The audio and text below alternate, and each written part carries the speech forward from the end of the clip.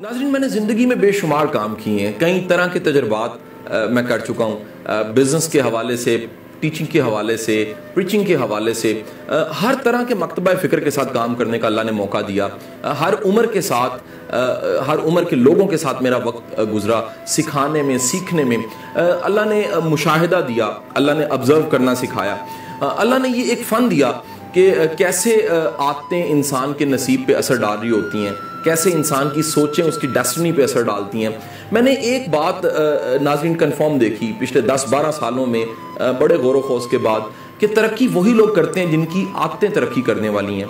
मैंने बेशुमार लोगों को एक वक्ती स्टंट पे देखा, उन्होंने कोई डिसीजन लिया, कोई डॉज दिया, कोई धोखा किया और अपना फ़ायदा कर दिया। उन्होंने धोखा किया और किसी को गंदा कर दिया और ख़ुद वो बड़े अच्छे बन गए। उन्होंने कोई ट्रिक किया और किसी पे कीचड़ उछाल दिया और अपने दामन को साफ कर दिया। लेकिन इन अ लॉन्ग रन, क्योंकि ज़िंदगी जो सा उसमें कई साइकिल्स चल रहे होते हैं, तो मैंने देखा कि वो जो उनका ट्रिक था, उनका जो धोखा था, वो चलते चलते चलते चलते उन्हीं के गले का फंदा बन गया। और फिर मैंने जीतने वालों को देखा कि वो वैल्यूज़ वाले लोग थे, इक़्तिदार वाले लोग थे, सब्र करने वाले लोग थे, अल्लाह पे यकीन करने वाले लोग थे।